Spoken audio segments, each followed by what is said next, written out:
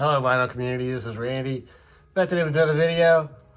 I picked up some records in the last part of August 2023. So I'm going to show those to you today. Today is Tuesday, August the 5th. Music that we're hearing in the background. Dusk. This is a jazz album. This record was recorded in 1967. Don Rendell and Ian Carr are the leaders of the band. This is a record that William now showed about, it's been 6 months ago. He showed two of their records, and I'd gotten the first one, which was called Blue, oh gosh, can't remember the name of that one now. Something about the blues or something like that. So these both were reissued in, I guess, in 2022. And yeah, these are really cool. These are a mid-60s jazz from Britain. So it really does have sort of a different sound, I think. You hear what it sounds like? Very pleasant. Yep. Don Rendell plays tenor sax. He also plays soprano sax and flute and clarinet. He wrote all the songs on side one, and one of those was co-written by Ian Carr, who plays trumpet and flugelhorn. Ian co-wrote that song, and then one song on side two. And then the other songs, including the title cut, were written by Michael Garrick on piano. Dave Green plays bass, and Trevor Tomkin is the drummer. Here's what they look like. So yeah, this has been very enjoyable. I was glad to get it. Came with this cool inner sleeve. Jazzman Records is the label. Yeah, so thanks for telling me about that, Bradley. I received a couple tapes in the mail. One of them is this King Gizzard and the Lizard Wizard. This is a live album, Elastic Boogie and the Big Smoke. This was recorded in 2019 at the Alexander Palace in London. And, you know, I always kind of wondered about King Gizzard live, because the records are all so different from each other. What would that be like live? Would they just basically play one album? You know, focus on one album with maybe a few other songs mixed in. But this tape answers that question very well. They don't, well, I guess they are kind of focused on a couple albums there, but the two albums they're focused on are two that I happen to have. You know, Fishing for Fishies and Infest the Rat's Nest.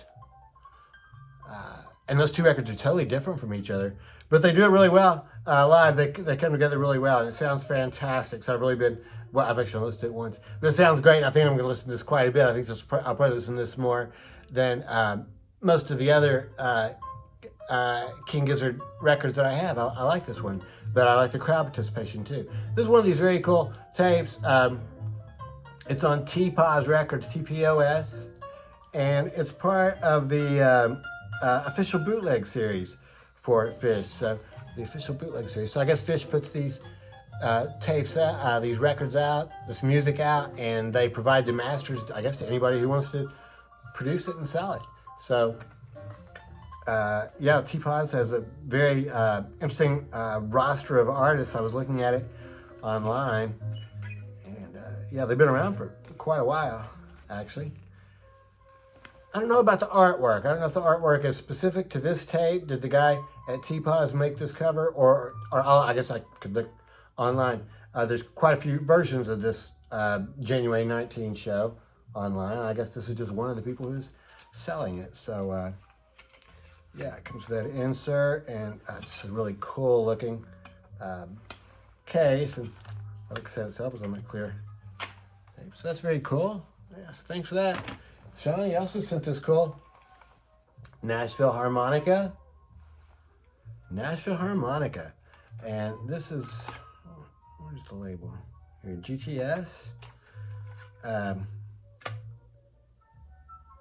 Gusto. Is that what it is, Gusto? Nashville Harmonica. So, haven't listened to this one yet. This is a Christmas tape.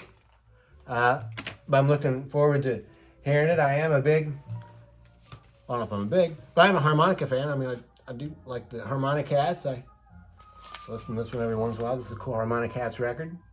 It's just called the Harmonica Cats. It's on Design Records. This is one of these budget labels where, I mean, that's all there is. The Harmonica Cats. And it lists the names of the songs there on the back of it.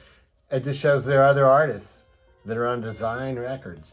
So Design I never heard of before. It came with this Pickwick inner sleeve. So I'm thinking maybe Design is a subsidiary of Pickwick, which I know is a budget label. So anyway, it's a cool record though. Harmonica Cats. The record I've really been wearing out for the past week or so is Ricky Montgomery. Ricky Montgomery. The name of the album is Montgomery Ricky. I think I got that right. I'd never heard of this guy before. I saw this record on the Platinum website, and the jacket caught my eye, so I think I just ordered it. Or I must have surely done a little bit of research or something before ordering, but I don't think I'd heard it before I got it, and yeah, I've really just been playing it a lot. It's fantastic. So, Ricky Montgomery, I had not heard of him until I got this, but I have looked up some of the songs on YouTube since then, and they've been around for a while, like since 2016. And not only that, they have like, 35 million views or something like that. This guy, I guess he's huge. He became, I've done a little bit more research. He became famous from TikTok. I guess his songs got played on TikTok some. Also, he started on the Vine, which is another technology I'm not familiar with. And then I think one of his songs got picked up by an anime, Japanese anime thing. So his songs have really become very popular. There's the track listing there. And it really is. It's just great. Starts out with This December, then Line Without a Hook. Last Night is fantastic. My Heart is Buried in Venice, Mr. Loverman. Really good. So my only question about this is, am I going to like it for a long time? Because it really, I've really been playing it a lot. It really sounds great, but it's just totally different from anything else I listen to. It's more like just pop music. I mean, it's not rock and roll. It's not jazz or anything like that. I guess you would just call it pop music. It's mostly his voice, I think, is the main instrument. He's a really good singer. Sounds really good. Not like an operatic style singer or something like that. This is a pretty good singer, though. Here's what the label looks like. And yeah, it's all self-released. As far as I can tell, it's all just him releasing it. Montgomery Ricky. It started out just, with the songs online and stuff like that. I guess he did some CDs. Now he's done several different pressings of records in different colors. This one, of course, obviously is black. So, yeah, really cool. For me, it's kind of like the band Lord Huron. I really, when I first got that Lord Huron record, I really loved it. I just couldn't quit playing it for like a few months. This was played when it came out. I don't remember when that was, 2013 or 14, whatever it was. But I just haven't played it since then. I've tried it once or twice since then, and it just didn't last for me. I don't know. And it also, it doesn't sound anything like Ricky Montgomery, but it just sounds different from anything else I listen to. So I'm wondering if this is going to be kind of like that. I don't think it will, though. I think I'm going to like this for a long time. So we'll see. We'll see what happens. I got some classical music. I very rarely buy. I have two other classical records. This was, I meant to look up the pronunciation of his name, Murray Perahia. Perahia. I'm not sure how you pronounce his last name. But this is him doing the French suites. So the main thing that appealed to me about this one is that this was, I have one other of his CDs where he's playing some Chopin ballads, and I think he mostly is more well known for Bach. In 2016, he switched from, I think, was he with Sony Classical? And there might have been somebody else in between, but he switched labels to Deutsche Grammophon. This was his first recording for Deutsche Grammophon. So, I mean, that sounded kind of good. And this is the first time it's been pressed on vinyl. So here in 2023, the first time on vinyl. So I'm thinking the chances are probably pretty good that this is a digital recording. It's probably digital to vinyl because, well, recorded in 2016, and they probably, I mean, I would think they probably recorded it for high resolution CDs maybe. And but that information really is not available here. It doesn't tell me anywhere what the original source was. It doesn't really matter to me. I don't think I would be able to tell the difference anyway. This sounds awesome. Don't listen to too much classical music, but occasionally, once in a while I do.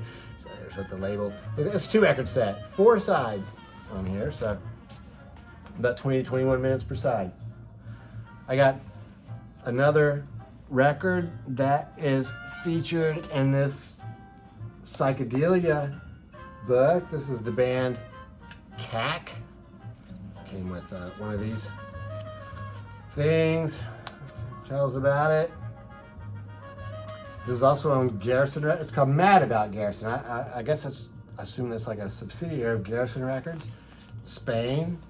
Very cool back cover on this one too.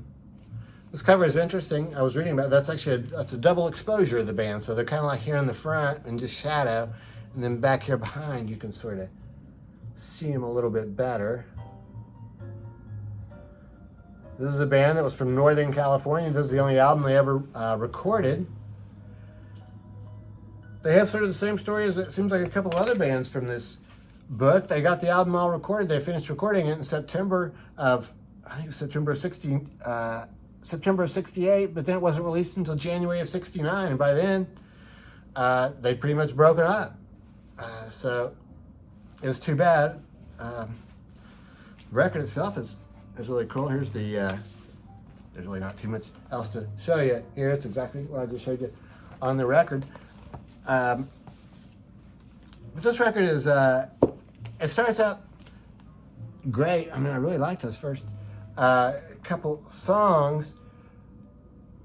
But then the last 2 songs on side 1 are I've Got Time and Flowing By.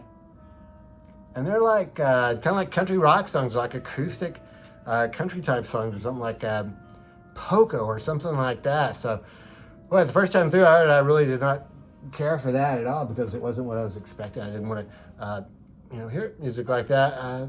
Since then, it's grown on me a little bit, so I like it more now. But those last 2 songs on side 1, yeah, totally different. Yeah, not, yeah, I guess you would call it country psychedelic, I guess, but mostly country rock, I would call it. Side 2 is much better, though. When side 2 ends up with, well, it has this suite of songs on it called the Truology, which is Mirage, Golgotha, Mirage, and Rain. The last song, though, is Lemonade Kid, which is this really cool song, which was featured in this Nuggets compilation, San Francisco, 1965 to 1970. Love Is the Song We Sing. I did a video a few months ago called one of the series called How'd That Go? I did the song Get Together, and I totally left out this entire book, which the book is named after the song. Love Is the Song We Sing. So the book is named after that. Love Is the Song We Sing. And then inside the book, I didn't have them. I would have played them or I would have at least shown them for the video. The original Dino Valenti version is in here. The CD set itself is bookended by, starts with a Dino Valenti version, and then I had a different version that I showed, the Youngbloods, but this one would have been cooler, but anyway, I forgot all about it. But I broke this out now because CAC is mentioned in here. They're also listed. They're on this book. The Lemonade Kid. Here's a cool picture of him down there. So yeah, Lemonade Kid. So yeah, this record is good. I like it. The two country type songs are growing on me. So and I really like the rest of it. So yeah, I think I just have to, absorb that and accept that for what it is. I was thinking there was an insert. Same picture that was in the book. Cool poster. It looks like they opened for Spirit. CAC is a band that had formerly, two of the members had been known as Oxford Circle, which I think Oxford Circle is also in this. Are they in this? Oxford Circle may be in this compilation. And then later on, two of these guys from CAC got involved with Blue Cheer. So Blue Cheer, after Lee Stevens had left, and I think also after Randy Holden had left. So maybe Blue Cheer, Blue Cheer, I think they went to sort of that more country rock sound, so more like that polka type sound. So I guess that makes sense that they would have switched over there. So CAC. Yeah, this is on Epic label replica of the Epic label from back then. That's cool. And the last record I have to show you today is Melvins, Lice-All. This is a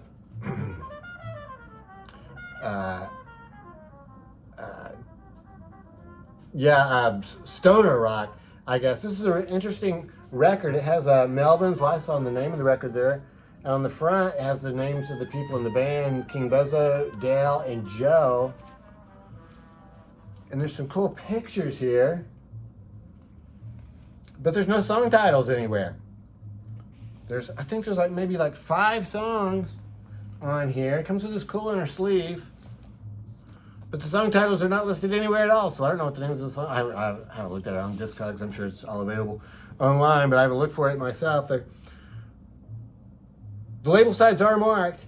I have to really look for it every time, but side 1 and side 2 are marked. And I tell you, this record, really, to me, this record is a prime example of a record that, it just makes a huge difference if you're listening to it at volume. And I think you really need to hear this at a very good amount of volume. I would say loud volume. I would say the louder the better. And I think that's the way they probably recorded it in the studio. I bet it was very loud in the studio when they were recording, and it sounds awesome.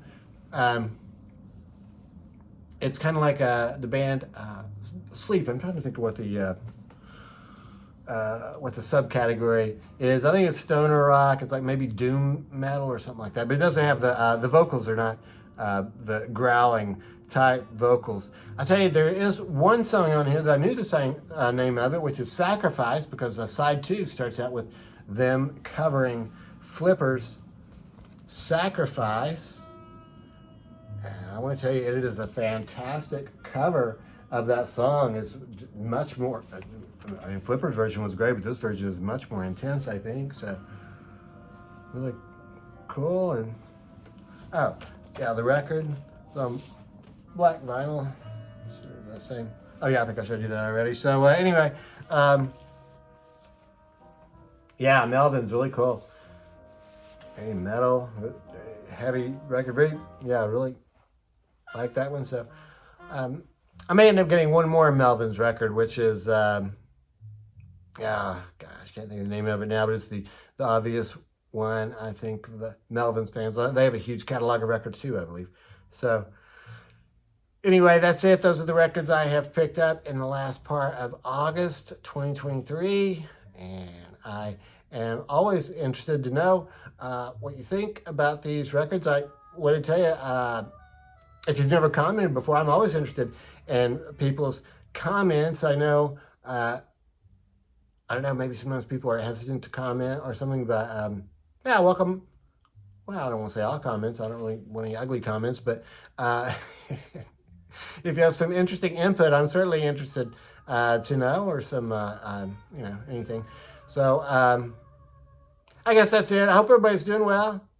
And I don't think I really have any needle drops planned for the end of this video. So yeah, so I guess that's it. So I hope everybody's doing well. Thanks for watching.